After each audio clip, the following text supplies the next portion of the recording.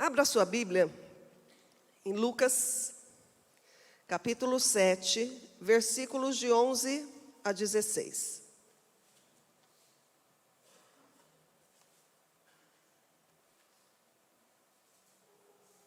Lucas 7, de 11 a 16. Para você que abriu, acompanhe na sua Bíblia, ou se não, tem no telão. Diz assim: não passou muito tempo depois disso, e Jesus foi com seus discípulos a uma cidade chamada Naim, sendo acompanhados pelos seus discípulos e uma grande multidão. Quando ele se aproximou do portão da cidade, estava saindo o enterro. O rapaz que havia morrido era o único filho de uma viúva, e uma grande multidão da cidade estava com ela. Quando Jesus a viu, o coração dele encheu-se de compaixão. Não chore, disse. E indo até o caixão, tocou nele, e os carregadores pararam. Jovem, disse Jesus, eu lhe digo, levante-se. Então o jovem sentou-se e começou a falar com aqueles que estavam ao seu redor. E Jesus o entregou à sua mãe. Todos ficaram com muito medo e glorificavam a Deus, dizendo: um poderoso profeta levantou-se entre nós. Vimos a mão de Deus agindo hoje em favor do seu povo. Amém? Por mais um momento, feche os seus olhos. Ore por mim. Você não imagina o desafio que é para eu estar aqui pregando a palavra. Eu estava lá em cima orando. Gente, parece que mexe com toda a minha estrutura. Minha mão começa a suar, fica gelada. O meu estômago parece que começa a embrulhar. Eu falei, será que eu comi alguma coisa que fez mal? Mas eu sei que é o nervoso, né? O peso de estar aqui, nesse púlpito pregando a palavra. Então ore por mim e ore por você também, para que Deus te dê uma palavra nessa noite. Amém? Pai, no nome de Jesus, Senhor. A Tua palavra é preciosa para nós, a Tua palavra é lâmpada para os nossos pés, ela é luz para os nossos caminhos, Senhor. E nós temos sede de Ti, fome de Ti, desta palavra, Pai. Por isso, neste momento, Senhor, nós abrimos o nosso coração. Senhor, nós abrimos os nossos ouvidos para ouvir tudo aquilo que o Senhor tem a falar conosco, Pai. O Senhor conhece a necessidade de cada um aqui. O Senhor conhece, ó Deus, os desafios, ó Deus, as orações que são feitas ali, Senhor, no mais secreto, ó Deus, em suas casas. E eu creio, ó Deus, que nesta noite o Senhor vem como uma resposta sobre a vida do Teu povo, Senhor, sobre a Tua igreja. Restaura aqui o ânimo, a força, restaura a alegria, Senhor. Opera os Teus milagres, Pai, no nosso meio. Derrama a Tua palavra, Senhor, neste lugar. Uma palavra, ó Deus, que venha transformar as nossas vidas, Pai. Usa-me, Senhor, eis-me aqui. Usa-me, Senhor, para ser, ó Deus, Senhor, a Tua boca neste lugar, Pai. Eu te peço em nome de Jesus. Amém.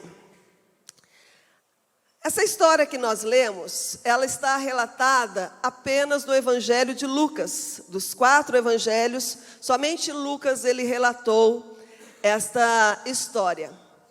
E é o primeiro milagre de ressurreição no ministério de Jesus. Jesus ele ressuscitou a filha de Jairo. Jesus ele ressuscitou a Lázaro. E ele ressuscitou esse jovem filho desta viúva. E esse foi o primeiro milagre de ressurreição. A Bíblia não dá muitos detalhes da vida dessa mulher. A única coisa que nós podemos saber é que ela morava numa pequena cidade, quase que um vilarejo, chamado Naim, que ela era viúva e que tinha um filho. E ela então já tinha passado por uma perda. Ela perdeu ali o seu marido primeiro. E não sei, até mesmo eu falava de manhã que nos tempos bíblicos, mas não é somente nos tempos bíblicos. A geração da minha mãe, por exemplo, foi uma geração de mulheres que não trabalhava fora. Então a mulher se casava e a função da mulher qual que era? Cuidar da casa, cuidar do marido, cuidar dos filhos, ali passar, lavar, cozinhar. Então a geração da minha mãe era assim, não era uma geração que trabalhava. Então dependia totalmente do sustento do seu marido. E assim era nos tempos bíblicos, onde as mulheres dependiam também, toda a estabilidade da mulher ali, todo o sustento vinha do seu marido. E essa mulher então, ela, no primeiro momento da sua vida, ela perde o seu esposo. E ao perder o seu esposo, ela perde essa estabilidade na sua vida. E se nós lermos as histórias das viúvas na Bíblia, não tem assim, não que eu me lembre, pode ser que tenha passado assim, eu tenha me esquecido, mas não tem nenhuma história da viúva rica. A maioria das histórias que nós lemos, as viúvas eram pobres. Nós vemos a história da viúva quando Deus manda o profeta Elias na casa dela, que lá ele ia encontrar sustento, e quando ele chega lá, ele acha que vai ter um banquete, e ela fala, olha, eu não tenho nada para te dar, eu só tenho um pouco de farinha e de azeite para hoje, o que eu tenho só dá para hoje, eu vou fazer, e eu vou comer, vou dar para o meu filho, e depois nós vamos morrer, eu não tenho mais para amanhã. Nós vemos também aquela mulher que era viúva, que chega para o profeta Eliseu, e ela então fala assim, olha, o meu marido morreu, e eu tenho 2 filhos, e o credor veio me cobrar, bateu na porta da minha casa, veio cobrar uma dívida, e eu não tenho como pagar. E esses credores então, eles querem levar meus filhos como escravos. E o profeta Eliseu pergunta para ela, o que você tem na sua casa? E essa mulher fala assim, eu só tenho uma botija de azeite, um pouco de azeite. Então as mulheres viúvas no passado, elas passavam grandes necessidades. Entre as classes sociais daquela época, as mulheres viúvas estavam lá embaixo, na classe dos pobres e dos oprimidos. Mas sempre Deus cuidava, e Ele deixou ali leis para o povo que deixasse algo quando fosse colher ali o seu trigo, as sementes, as azeitonas, que deixasse algo cair no chão ou para trás, ou que sobrasse ali na plantação, que eles não voltassem para apanhar, para que ficassem para essas mulheres que eram viúvas ali, que muitas vezes passavam necessidade. E essa mulher, essa viúva de Naim, ela não ficou assim totalmente desamparada quando seu filho morreu, quando seu marido morreu, porque ela tinha um filho homem, e isso era uma dádiva de Deus, né? Os filhos homens, quando alguém, não que as mulheres, né? Nós sabemos que nós fazemos toda a diferença na nossa casa, né? As mulheres, mas naquela época, quando a mulher engravidava e tinha um filho homem, era um presente de Deus ali, porque ia dar continuidade ali à sua descendência. E essa mulher tinha um filho, e ela então não estava totalmente desamparada, porque na falta do pai, era obrigação do filho amparar a sua mãe. E tudo estava certo na vida dessa mulher, até que entra na sua vida um de repente. De repente, algo inesperado aconteceu na vida dessa mulher. Algo que estava completamente fora dos seus planos, que nem passava pela sua cabeça, que era a morte do seu filho. Nós sabemos que foi algo inesperado, porque no curso natural da nossa vida, o que nós imaginamos? Que nós, filhos, vamos enterrar os pais. E não os pais enterrarem os filhos. Então, essa mulher, então, perde o filho ali. A única coisa que tinha restado na vida dela era o filho, e agora estava morto. Você consegue imaginar a dor que essa mulher estava sentindo? Que esperança ela poderia ter diante de tanta tristeza? como ela poderia continuar a sua vida se tudo que ela tinha, ela perdeu. E com certeza, quando o seu filho morreu, ali também morreu a sua esperança. E agora ela está a caminho do cemitério para enterrar o seu filho. E eu imagino o que estava passando na mente dessa mulher, o que ela estava pensando, o que vai ser da minha vida agora? Como eu vou fazer sem o meu filho? A minha vida acabou, a minha vida chegou ao fim. E ela então, naquele trajeto até o cemitério, naquele cortejo, mas no meio dessa tragédia, no meio desse caminho, indo para o cemitério enterrar o seu único filho, a última esperança que tinha sobrado para ela, surge alguém no caminho, aquele que tem poder para operar milagres, aquele que tem poder para mudar a sorte e as estações da nossa vida, aquele que tem poder para trazer de volta a esperança ao coração. Diz que o trajeto, Jesus ele estava em Cafarnaum, ele tinha operado um milagre ali, curou o servo do centurião, ele estava ali, e a distância era de mais ou menos 50 quilômetros. Ele estava ali e de repente ele falou, vamos para Naim. E ele saiu com os discípulos, a multidão foi atrás. E eu acredito que quando Jesus estava ali, mesmo de longe, ele ouviu o choro de uma mulher. Ele ouviu um choro de desespero, de tristeza, de dor desta viúva. E ele então vai para aquela cidade. Se você continuar a ler o texto, você vai ver que ele não operou nenhum outro milagre ali em Naim.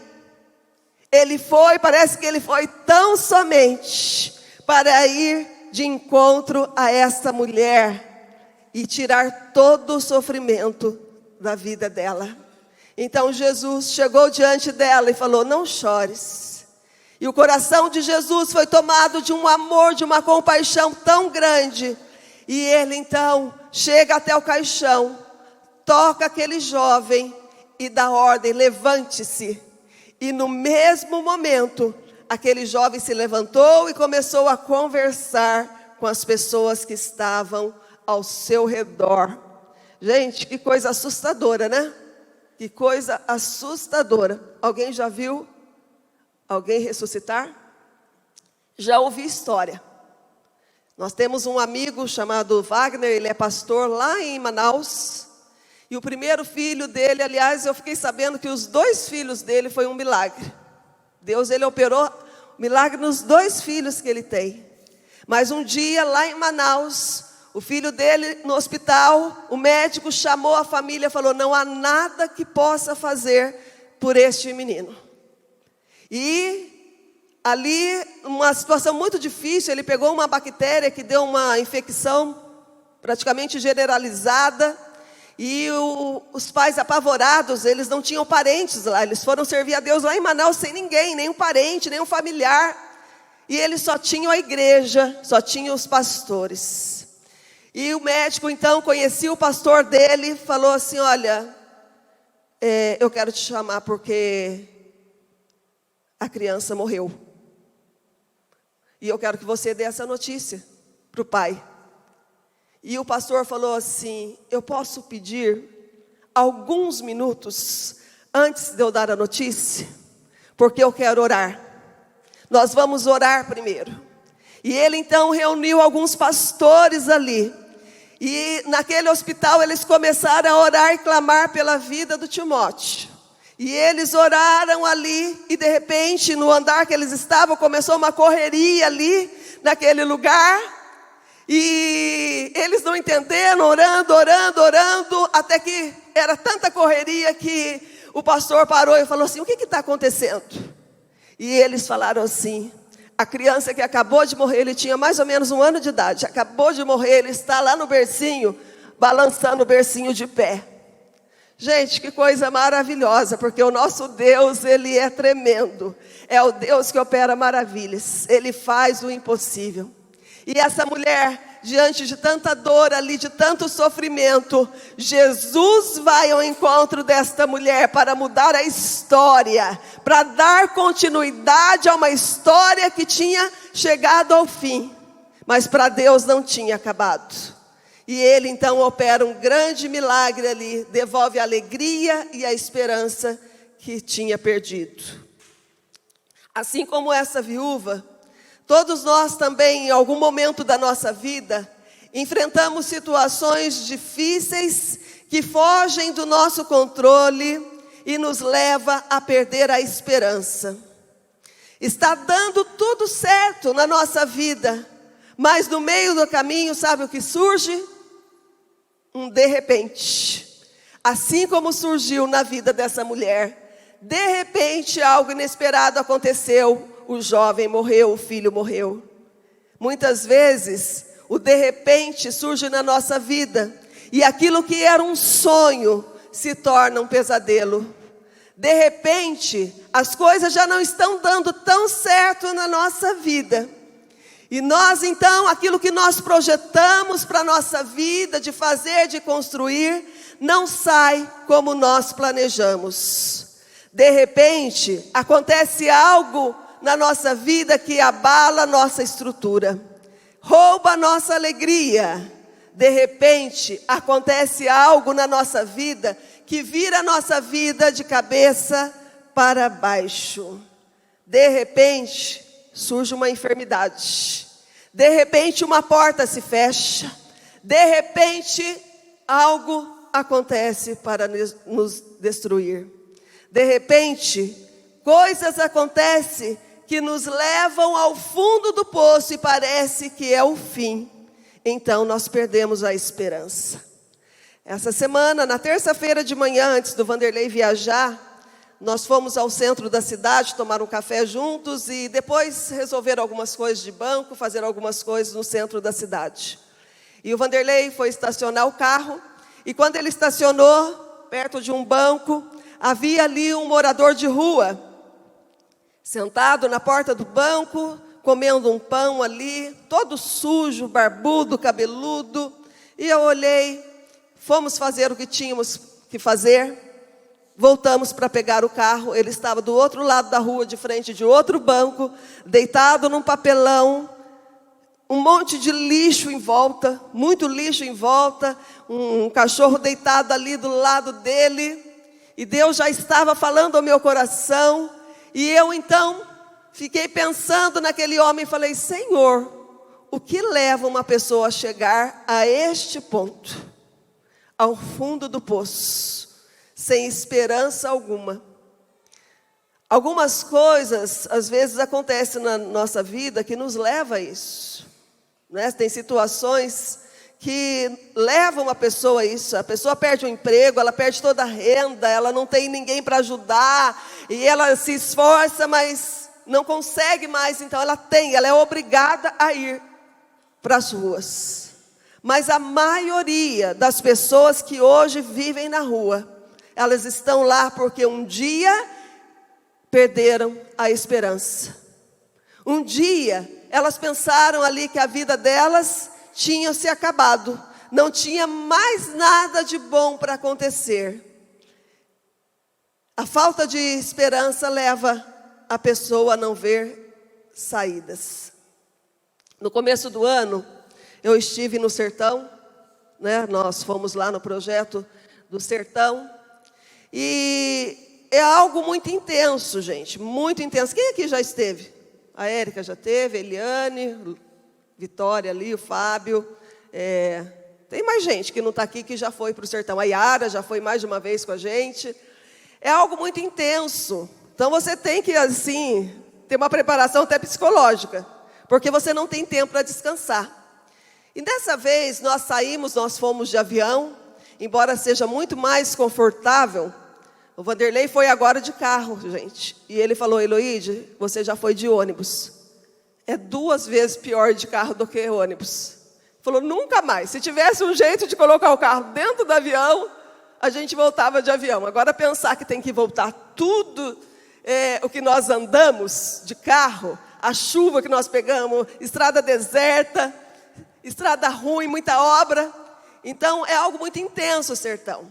E nós saímos daqui num domingo, 6 horas da tarde, para ir para São Paulo. O nosso voo era de madrugada, era 00:40, se eu não me engano, meia-noite.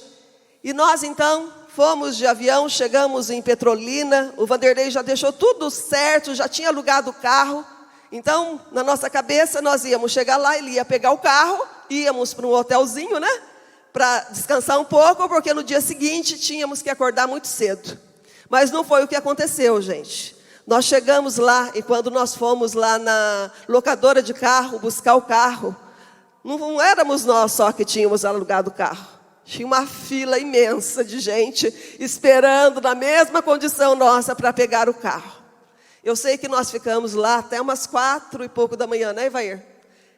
Esperando.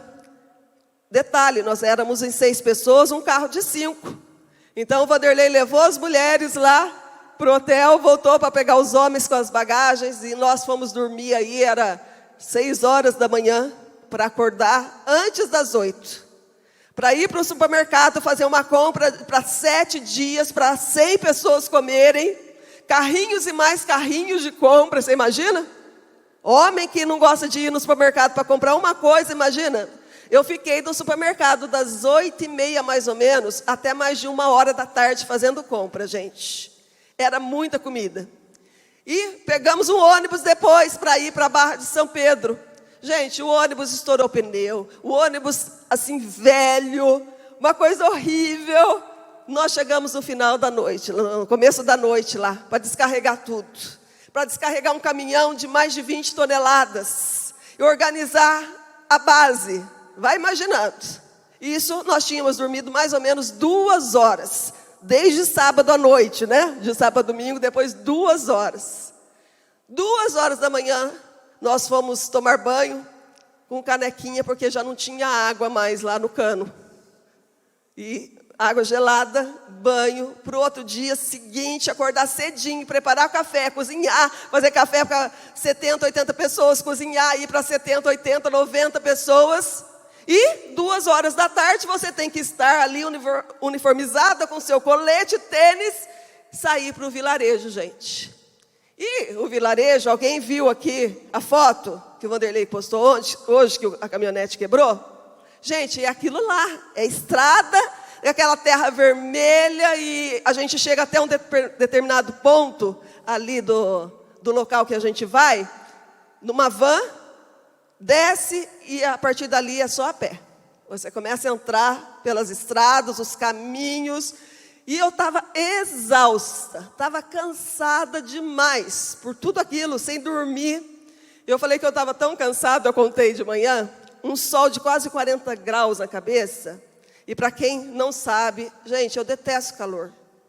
Esse tempo para mim é maravilhoso. Eu queria até que esfriasse um pouquinho mais. Vim até preparada, mas não foi hoje. Mas eu não gosto. E aquele sol, eu com essa pele, né, queimada, morena que eu tenho, né, que me dá alergia. E eu ali cansada, nós saímos. Teve uma hora que eu estava caminhando, eu falei, Vanderlei, que bicho aquele que está no meio da estrada? Falei, nossa, que bicho, nunca vi. Ele falou, Eloíde, é uma galinha. É uma galinha. Eu já estava assim, estava tendo visões ali, achei que fosse sei lá eu, que bicho que fosse, lá uma onça. Ele falou, Eloíde, só é uma galinha. De tão cansada que eu estava.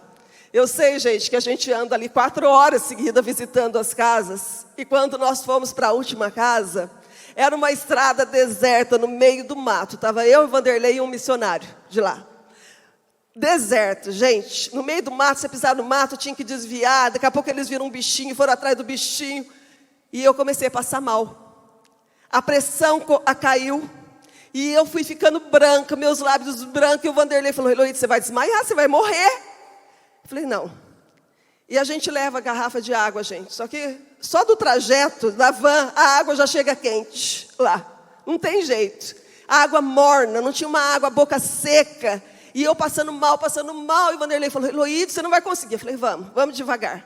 E eu cheguei até a casa que o missionário levou a gente.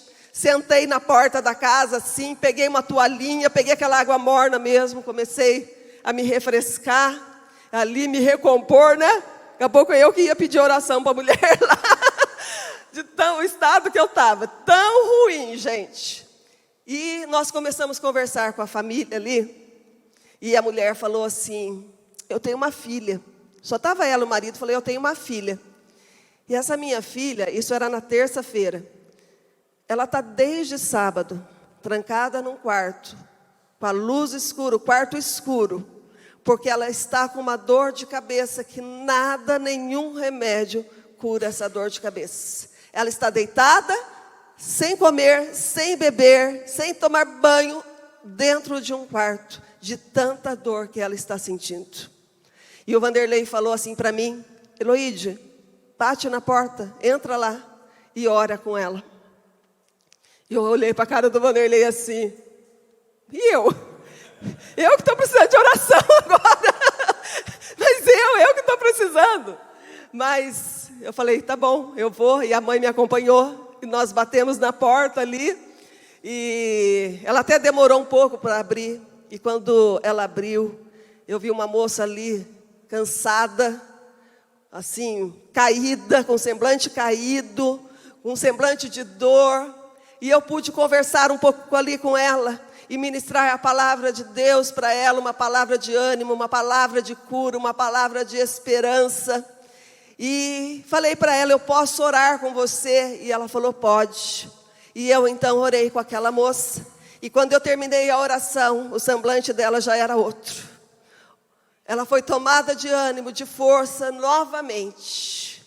E eu fiquei pensando, Senhor, eu saí da cidade de Guaratinguetá, tantos quilômetros de distância, cansada, passei mal, e o Senhor me trouxe num lugar, tão somente para levar esperança para uma pessoa que estava 4 dias em sofrimento, sem ver a luz do dia.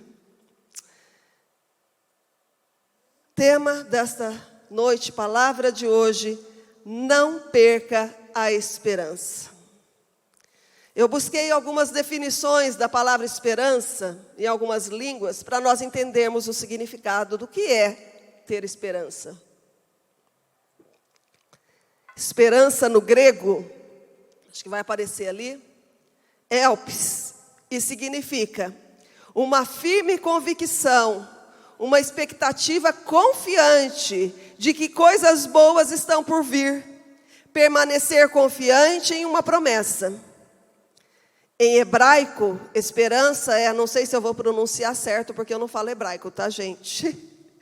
Yakal, e significa permanecer confiante. No latim, sperare, também não sei se é assim que pronuncia, mas significa sentimento que leva o homem a olhar para o futuro, considerando portador de condições melhores que as oferecidas pelo presente. No dicionário, nosso dicionário aqui, esperança é a expectativa otimista da realização daquilo que se almeja.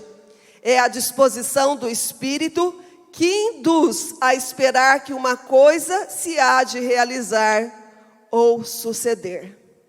Nós podemos aqui notar que em todas as traduções podemos ver que, independente do momento que nós estamos vivendo, das circunstâncias que estamos enfrentando, a esperança sempre nos leva a olhar para o futuro, confiando que algo bom pode acontecer, algo bom irá acontecer. E nós que conhecemos a Deus, conhecemos a palavra de Deus, nós podemos confiar que as promessas de Deus irão se cumprir na nossa vida. Pode estar uma tempestade, gente. Hoje, quando eu acordei, logo de manhã, eu gosto de acordar de manhã, e logo já olhar pela janela como está o tempo. E quando eu acordei bem de manhãzinha e olhei, estava tudo nublado. O tempo totalmente fechado. Aí eu dei uma saidinha lá fora para ver, porque mulher é assim, né? Vamos ver que roupa eu vou usar hoje. vou sair lá fora para ver como é que está o tempo. Estava um tempo maravilhoso para mim, gente. Aquele friozinho gostoso. Enquanto gente fica deprimida nesse tempo, eu fico com o meu astral lá em cima. Gente, eu tenho prazer de cozinhar, eu tenho prazer de fazer tudo nesse tempo. Então, foi esse tempo, chegamos na igreja, até tinha caído uma garoa bem fina. Minha garagem estava molhada. Cheguei aqui na igreja, o tempo estava assim ainda. Quando eu saí da igreja, eu vi o sol saindo. Quando eu cheguei em casa, estava lá preparando o meu almoço, o sol já estava brilhando. Então, a tempestade, pode estar uma tempestade, pode ter vento forte, pode ter relâmpagos e trovões, mas a certeza que nós temos é que a tempestade é passageira. O sol irá brilhar novamente, o céu irá se abrir, o sol irá brilhar, as estrelas irão aparecer novamente no céu. Por isso nós não podemos deixar que a esperança morra em nossas vidas. Sempre há uma esperança. Amém? Vamos ver então aqui o que acontece quando nós perdemos a esperança. Primeira coisa, nós nos desesperamos. E desespero é o estado de consciência que julga uma situação sem saída. É desesperança. É o estado de ânimo de uma pessoa que se sente incapaz de qualquer ação. Também significa deixar de esperar. A pessoa, quando ela está desesperada, ela potencializa ainda mais a situação em que se encontra. Você já se viu desesperado? Onde você não vê saída. Tudo que você vê é tempestade, é chuva, é vento. E você não consegue, os seus olhos não conseguem enxergar, consegue ver que ali atrás, logo após a tempestade, tem um sol lindo que vai voltar a brilhar. O desespero, ele faz isso. Nós perdemos a esperança. Provérbios 24:10 diz assim: se você fica desesperado quando tem que enfrentar muitos problemas, sua força será limitada. Pode ser que o momento que você está enfrentando agora parece não ter saída. Pode ser que o seu coração esteja desanimado, já não acredita em um amanhã melhor. E as circunstâncias te levam a perder a esperança. Mas a palavra de Deus diz que quando nós somos tomados deste desespero, o desespero ele tira a nossa força, ele rouba as nossas energias, o desespero nos enfraquece. Nós não podemos ficar desesperados. Pode ser a pior situação que nós enfrentemos, nós não podemos desesperar. Salmo 40, de 1 a 3, fala assim: esperarei com confiança pela ajuda do Senhor. Ele se inclinou para mim e ouviu meu pedido de socorro, me tirou do fundo de um poço de desespero e medo, de um atoleiro de lama, e me fez andar sobre uma rocha e firmou os meus passos. Colocou uma nova canção em minha boca, um hino de louvor ao nosso Deus. Muita gente verá o que Ele fez por mim e passará a respeitar o Senhor e confiar nele. O autor desse salmo é Davi.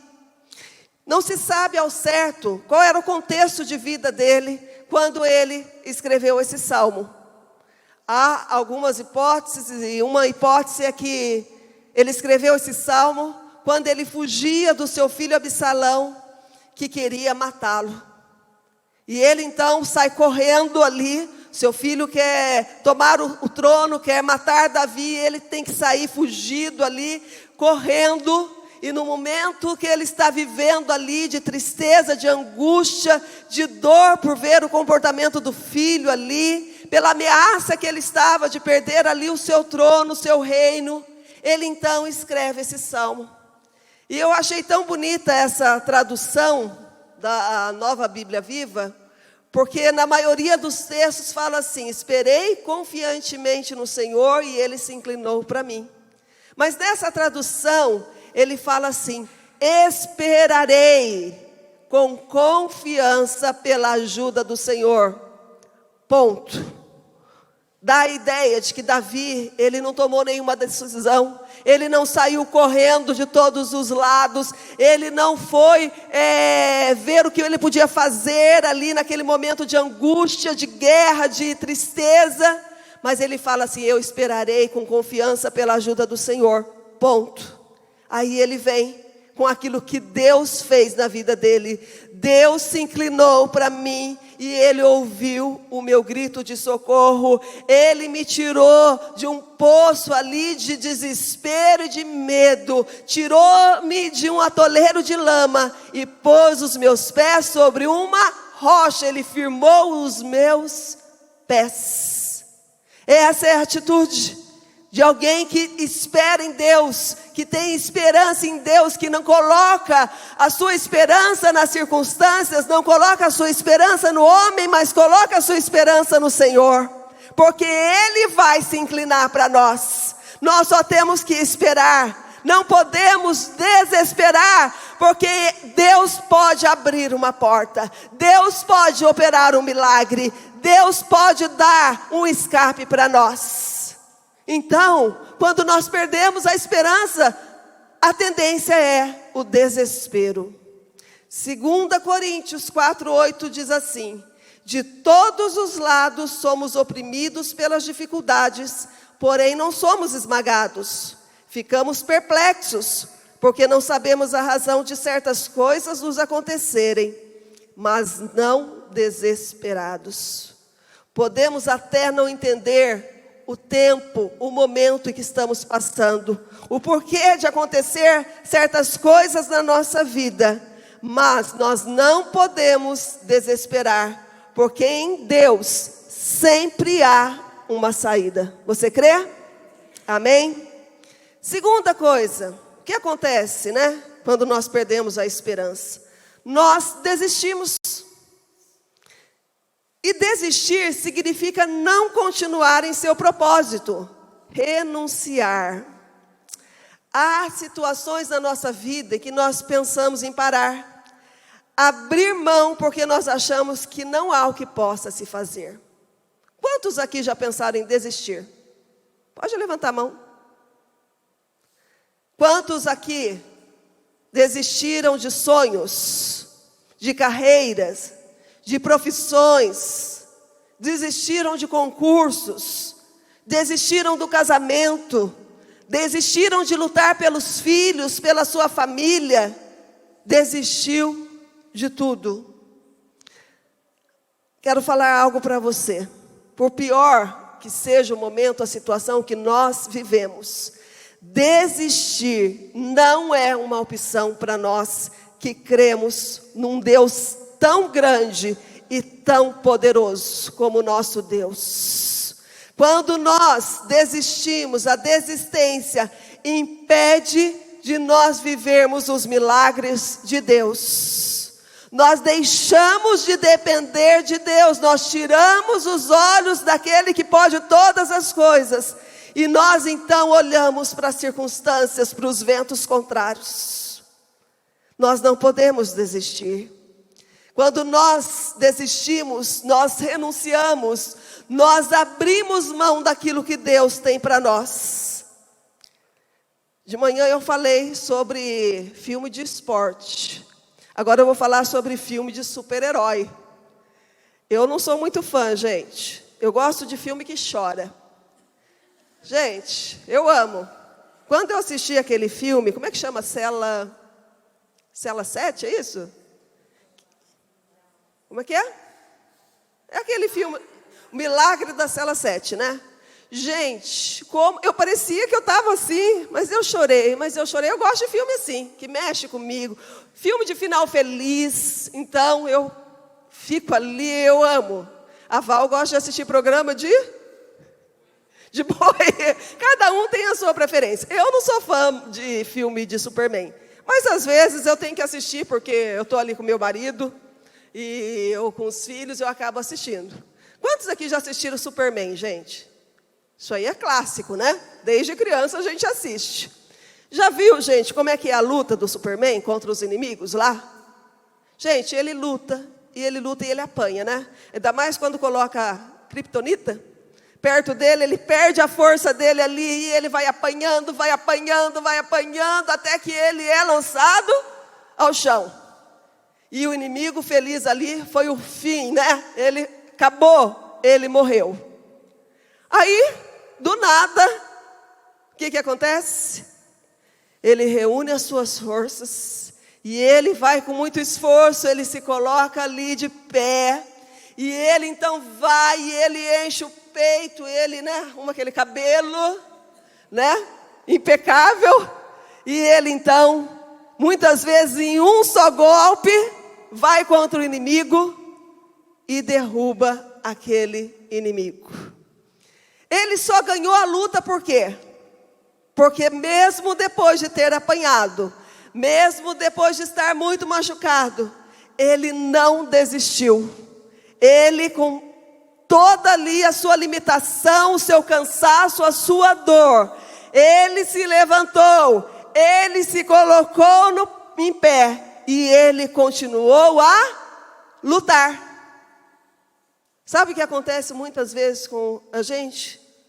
Gente, no primeiro soco, nós somos nocauteados, jogados ao chão e já não levantamos mais. Nós desistimos. Lá na rua, como eu falei, como tem, não sei se existe isso, né, gente? Ex-crente, né? As pessoas falam ex-crente ou desviado, né? Outro dia eu fiquei horrorizada, gente. Eu descobri que tem uma igreja que chama Desviados. De verdade.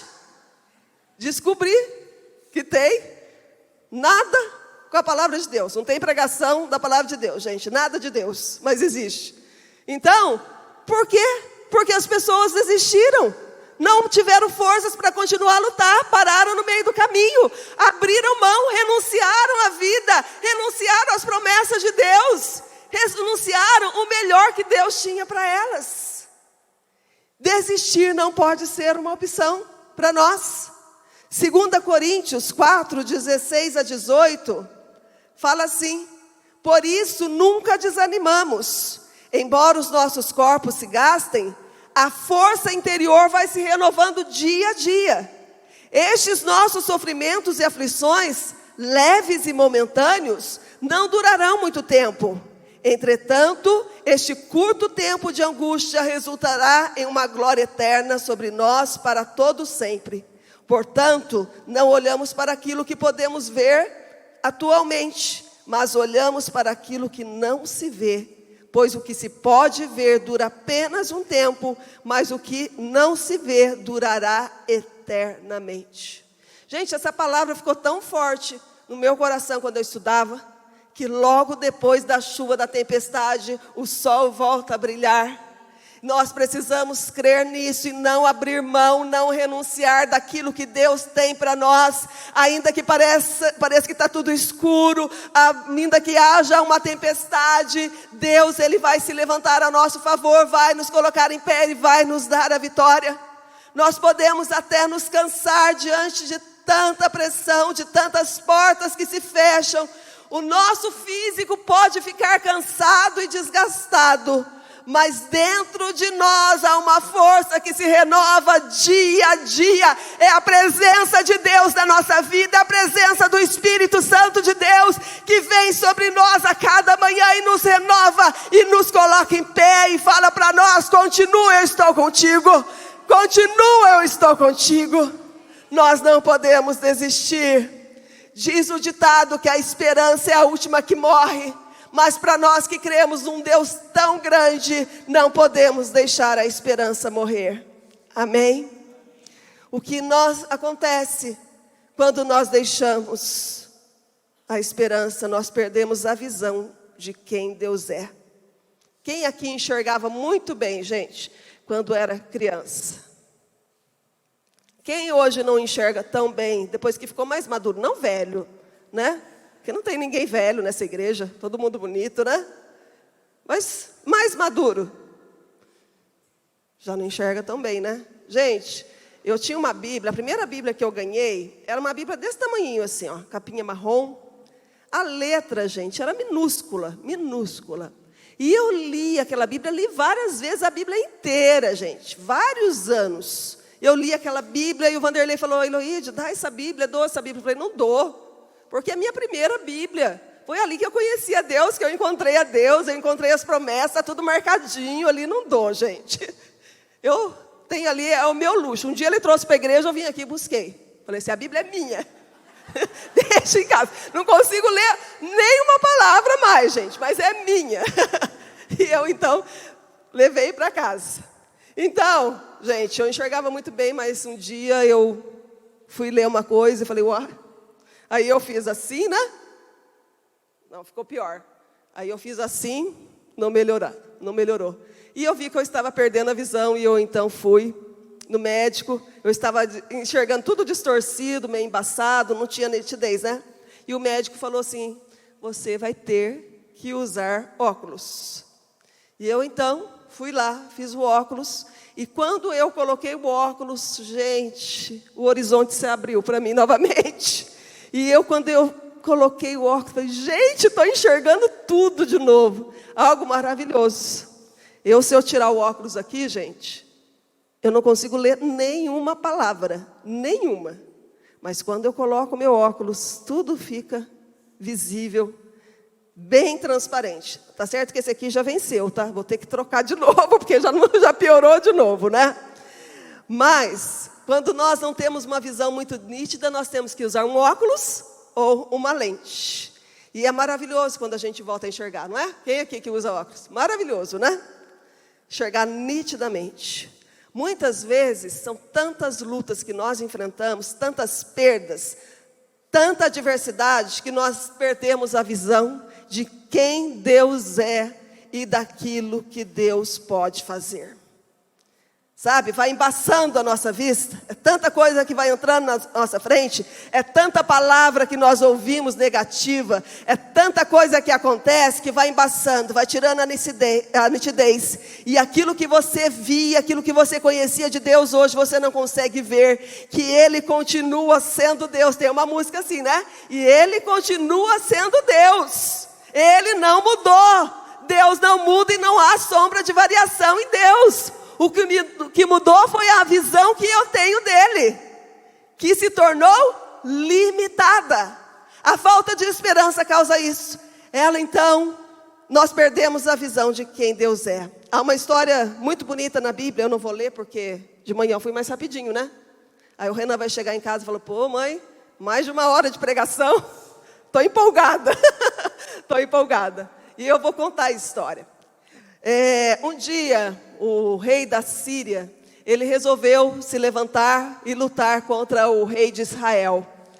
E ele então reuniu ali os seus chefes, os seus conselheiros, ali traçou as estratégias de guerra e ele falou assim, vamos para tal lugar, vamos armar emboscadas ali, quando o exército de Israel vier, nós surpreendemos e atacamos eles.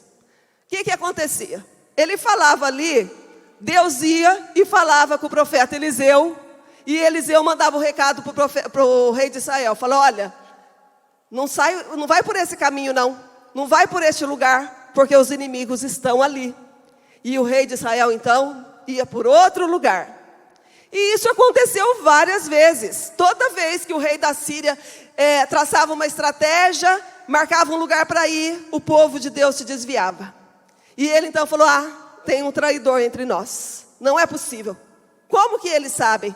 E ele então reuniu ali os seus conselheiros e falou, eu quero saber quem é aquele que está contando lá para o rei de Israel as nossas estratégias de guerra. Tem um traidor no nosso meio. E ele então falou, dos conselheiros falou assim, não é isso, rei, eu vou falar o que está acontecendo.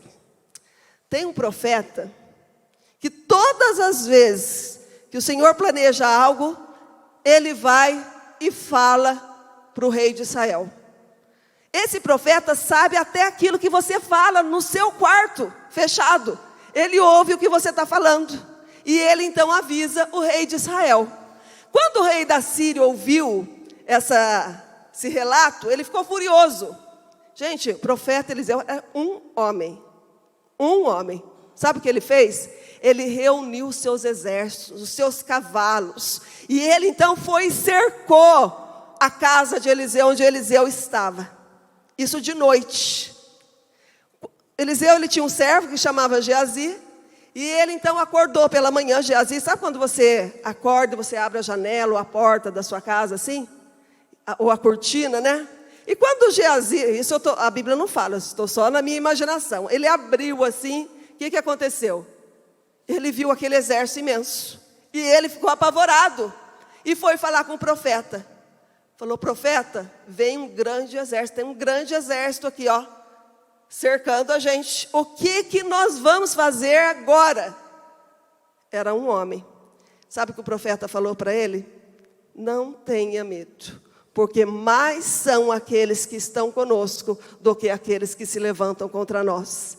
E ele orou, falou, Senhor, abre os olhos dele, para que ele possa ver.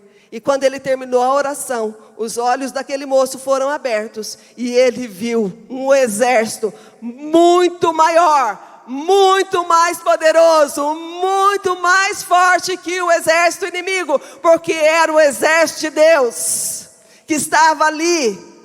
Nenhuma arma foi lançada contra Eliseu. Nós precisamos ter visão daquilo que Deus é, daquilo que Deus pode fazer para nós, porque Deus, Ele é poderoso. Mesmo diante de lutas e incertezas, não podemos perder a visão de quem Deus é. Ele é maior que as dificuldades que nós passamos. Ele é mais poderoso do que aquilo que se levanta contra nós. Ele é o Criador de todas as coisas e tem todas as coisas nas suas mãos. Nós não podemos perder a esperança. Amém? Então nós vimos aqui o que acontece quando nós perdemos a esperança. E agora, para terminar, nós vamos ver como então nós podemos manter viva a esperança dentro de nós. Antes de ler aqui, vira para a pessoa que está do seu lado e fala assim, não perca a esperança. Vai melhorar. O que é a esperança que nós vimos em várias traduções? A expectativa de que algo bom virá acontecer, pode acontecer. A confiança de que algo bom vai acontecer. Não podemos jamais perder essa esperança. Então, como nós podemos manter viva? Eu escolhi essa mensagem, está vendo ali, ó, uma terra seca, cheio de pedras, e de repente surge ali uma planta, né? Pode estar tudo seco, pode não ter vida nenhuma, mas em Deus há esperança. Então, como nós podemos manter viva a esperança? Primeira coisa, tire os olhos das circunstâncias e olhe para Jesus. Mateus 14, 23 a 31. Tendo despedido a multidão, ele subiu sozinho ao monte para orar. Ao anoitecer, ele estava ali sozinho, e no lago os discípulos estavam em dificuldades, pois o vento tinha se levantado e eles lutavam contra o mar agitado. Já de madrugada, Jesus veio até eles caminhando em cima da água. Eles gritaram de medo, pois pensaram que fosse um fantasma. Mas Jesus logo os tranquilizou, dizendo, não tenham medo, coragem, sou eu. Então Pedro gritou, Senhor, se realmente é o Senhor, diga-me para eu ir caminhando em cima da água até onde o Senhor está. Venha, disse o Senhor. Assim Pedro saiu do barco e caminhou por cima da água na direção de Jesus. Mas quando ele olhou em volta e sentiu a força do vento, ficou cheio de pavor, começou a afundar e gritou, salva-me, Senhor. No mesmo instante, Jesus estendeu-lhe a mão e o segurou. Ó homem de pequena fé, por que você duvidou? Disse Jesus. Um detalhe importante nesse texto, e que muitas vezes, eu já li muitas vezes esse texto, mas confesso que por muitas vezes passou desapercebido. É que o vento, ele não começou no momento que Pedro pisou e estava andando sobre as águas. Diz que quando eles estavam naquele lago, se levantou um vento ali forte, as águas ficaram turbulentas, e eles então tiveram dificuldades ali naquele momento. E Jesus então, Jesus não estava ali. Jesus ele ficou do outro lado, orando. E já era de madrugada, Jesus então, ele levanta e ele vem caminhando por essas águas. Detalhe, as águas não estavam calmas, lembrando, águas turbulentas e ventos fortes. E Jesus então vem caminhando ali por aquelas águas, né? Daí o que aconteceu? Os discípulos, quando viram Jesus, eles ficaram apavorados, não ficaram? O que eles acharam que era? Um fantasma. Gente, tem alguém aqui que acredita em fantasma? Eu não acredito, né? Gente, a visão deles estava tão distorcida naquele momento, que Jesus estava vindo na direção deles e eles enxergaram um fantasma. Tamanho era o pavor que tomou o coração deles. E ele então ali, Pedro, falou assim: Jesus, se é o Senhor mesmo, manda-me ir ter contigo. E eu até falava aqui de manhã, muitas vezes, gente, quando a gente está passando um aperto, uma situação difícil, a gente precisa de uma resposta de Deus, um milagre rápido de Deus. A gente vem para a igreja, ou às vezes vai até em outras igrejas. E eu mesmo, gente, quantas vezes meu coração estava tão aflito. E no lugar que eu entrei, eu sabia que tinha um homem de Deus, uma mulher de Deus, que tinha o dom ali da palavra de conhecimento, da palavra de sabedoria, de profecia. E eu ficava assim: Senhor, eu preciso ouvir a sua voz hoje. Eu preciso que o Senhor fale comigo, cara a cara. E você fica orando ali: ai, Senhor, usa a vida daquele irmãozinho ali para falar comigo hoje. Gente, você já fez isso? Você vê o mover de Deus ali, o Espírito Santo de Deus, e Deus falando no meio da igreja, você não fica torcendo para que Deus fale com você? Eu já fiz isso, gente, muitas vezes, né? E você fica ali: ai, Senhor, fala, fala, fala.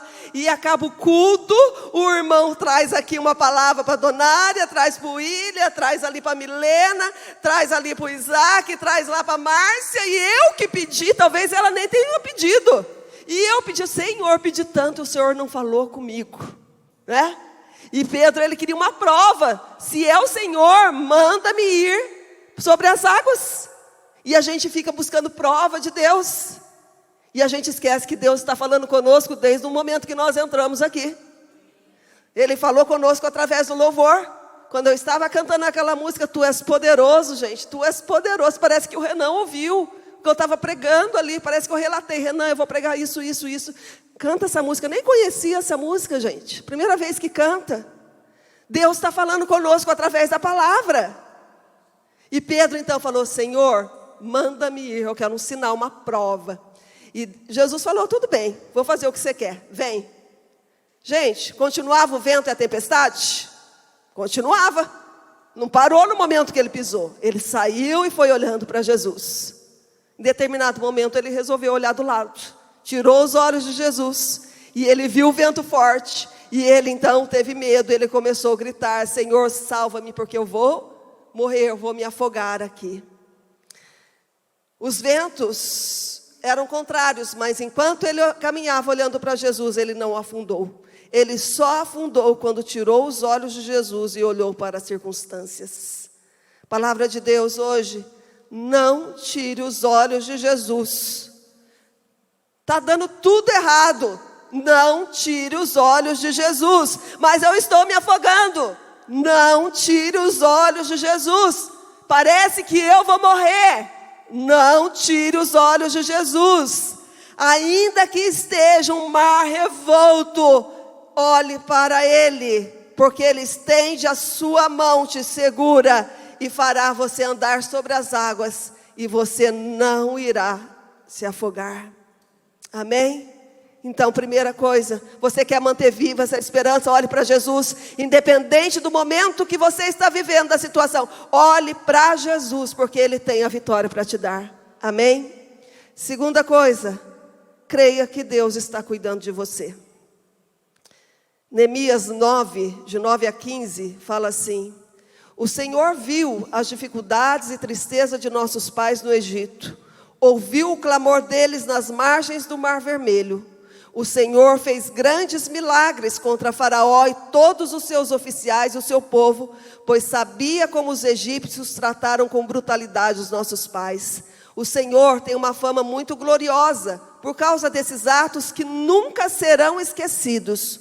O Senhor separou as águas do mar para que seu povo pudesse atravessar em terra seca. E depois destruiu os inimigos do seu povo nas profundezas do mar. Eles afundaram como pedras debaixo das águas imensas. O Senhor guiou os nossos pais por meio de uma nuvem durante o dia e uma coluna de fogo durante a noite, para iluminar o caminho por onde deviam ir. O Senhor desceu ao monte Sinai e falou com eles do céu, dando leis justas e mandamentos verdadeiros. O Senhor disse para eles conhecer o seu sábado santo e também deu ordens, decretos, leis, por intermédio do seu servo Moisés. O Senhor deu a eles pão do céu quando estavam com fome, e água da rocha quando estavam com sede. O Senhor ordenou a eles para que entrassem e conquistassem a terra que tinha prometido dar a eles. Como que nós podemos manter viva a esperança dentro de nós? Creia que Deus está cuidando de nós, Deus está cuidando de você. Esse texto revela o cuidado de Deus. Mais de 400 anos vivendo como escravos no Egito, sofrendo, sendo açoitados ali, maltratados. Mas a Bíblia fala: o Senhor viu, e o Senhor ouviu, o Senhor libertou, o Senhor tirou, o Senhor guiou, o Senhor sustentou, o Senhor deu a vitória em meio às batalhas. Nós somos o povo de Deus, não podemos esquecer. Renan pregou aqui, nós somos filhos amados de Deus, e nós não podemos esquecer que Ele cuida de nós. Muitas vezes a impressão que nós temos é que nós estamos sozinhos, solitários, ninguém se importa conosco, mas Deus se importa. Deus está perto de nós. Deus sabe exatamente aquilo que nós estamos passando e aquilo que nós precisamos. E Ele toma as nossas vidas em suas mãos e cuida de nós. Você já sentiu assim, um certo momento? Quem aqui já chorou sozinha, gente? Sozinho, parece que não tem ninguém. Mas quem viu aqui a bondade de Deus? A resposta de Deus? Amém? Porque Deus estava cuidando. Em todo o tempo Deus estava cuidando. Eu não estava vendo, mas Deus estava cuidando em todo o tempo. Hoje eu estou aqui, de pé, pregando para vocês. Deus tem cuidado da minha vida. Amém? A Bíblia fala lá em Deuteronômio 31:8: não tenha medo nem desanime, pois o Senhor irá à frente e estará com você.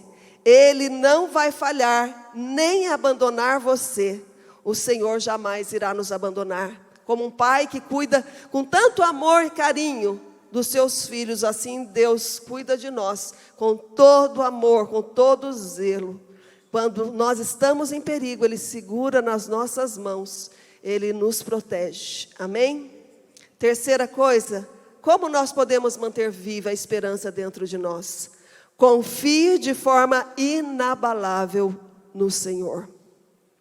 Salmo 125:1 diz assim: os que confiam no Senhor são como o monte de Sião, que não podem ser abalado, mas permanece para sempre.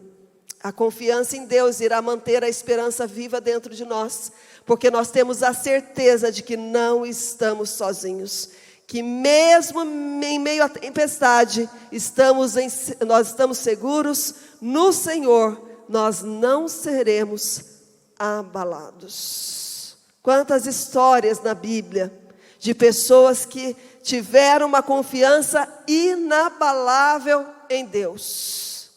Quando Deus pede para Abraão levar o seu filho Isaque, oferecer o seu filho Isaque como sacrifício, Abraão não questionou Deus, ele apenas confiou em Deus, no que Deus sabe o que está fazendo. Deus sabe, Deus não erra, gente. Deus não erra. Deus sabia o que estava fazendo. E no meio do caminho, Imagina o seu filho falando: pai, está tudo aqui, o Senhor trouxe a lenha, o Senhor trouxe a corda, o Senhor trouxe tudo, mas tem alguma coisa aqui, está faltando. Cadê o animal para o sacrifício? E a palavra de Abraão: não se preocupe, Deus proverá. Não se preocupe, Deus proverá. Não se preocupe, Deus proverá. Porque o nosso Deus, Ele é maravilhoso. A Bíblia está repleta de homens e mulheres de Deus que colocaram toda a sua confiança em Deus e não ficaram desapontados, porque Deus, Ele é fiel para cumprir aquilo que Ele disse ao seu respeito. Então nós temos que ter uma confiança inabalável. Nós olhamos para Jesus, crendo que Ele cuida de nós. Nós confiamos totalmente no Senhor, que Ele vai fazer algo sobre a nossa vida. Amém?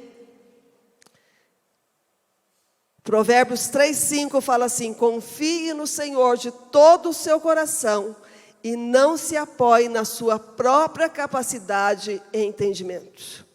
Não tem nada a ver conosco, tem a ver com o Senhor, que tudo pode. A minha estrutura, o meu jeito, os meus pensamentos não alcançam os pensamentos do Senhor. Por isso que nós deixamos de confiar. Porque aos nossos olhos naturais é impossível. Mas se nós olharmos para Deus, nós vamos olhar para o Deus do impossível. O Deus que pode todas as coisas, o Deus que é a nossa força, o Deus que é o nosso refúgio, o Deus que é o médico da nossa vida, o Deus que é o Deus provedor sobre a nossa vida, o Deus que é o milagre diário sobre a minha casa, o Deus que é o Deus de paz, é o Deus de alegria, é o Deus todo-poderoso, é o Deus fiel. Nós precisamos olhar para Jesus e confiar totalmente que Ele tem o controle de todas as coisas. A nossa vida está nas mãos dEle. Então você pode descansar nele. Pode estar tudo ruim agora, mas eu estou olhando para Deus e confio nele. Ele pode, vai melhorar. O sol irá nascer novamente. Amém? E por último, traga à memória aquilo que pode dar esperança. Lamentações 3:21-23 diz assim: quero trazer à memória o que pode me dar esperança. As misericórdias do Senhor são a causa de não sermos consumidos, porque as suas misericórdias não têm fim, renovam-se a cada manhã, grande é a tua fidelidade. Se nós formos ver, quem aqui já leu o livro de Lamentações? Levanta a mão. Quem escreveu Lamentações? Escola bíblica, Jeremias, profeta Jeremias. Como o próprio nome diz, gente, lamentação quer dizer queixa, reclamação. Até isso tem na Bíblia, gente, para nos ensinar. Tem um livro só de queixa e de reclamação. Olha que coisa. A gente precisa tirar uma lição disso, né? Então começa lá o capítulo 1. São 5 capítulos, né? Se eu não me engano, já li várias vezes, mas leio tanto. Mas eu acho que são 5 capítulos. E ele então começa. Gente, ele começa a falar com Deus, reclamar de tudo que ele estava passando. E era realmente, ele não estava falando nada de errado, nada do que não estava acontecendo. Era um sofrimento, estava vivendo num lugar como exilado. Jeremias, ele foi lançado num poço cheio de lama uma vez, ficou preso ali. Então, ele sofreu, o povo estava sofrendo, e ele começa a escrever essa lamentação. Senhor, né? Sofrimento, a dor, a angústia, a tristeza, a derrota. E ele escreve o capítulo 1, escreve o capítulo 2. No capítulo 3, ele para e fala assim: olha, chega de reclamação, né? Chega de tanta queixa. Por quê, Senhor? Por quê? Como nós temos porquês dentro de nós? Por que a porta não se abre? Por que eu tenho que passar por isso? Por que isso foi acontecer justamente comigo, Senhor? Sou tão fiel a Ti, a Tua palavra, sou serva do Senhor.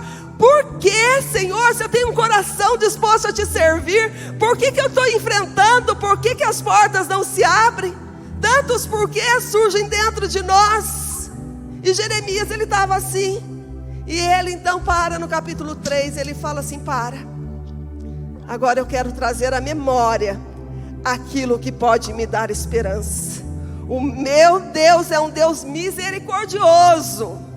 E quer saber? As misericórdias do Senhor são a causa de eu não ser consumida.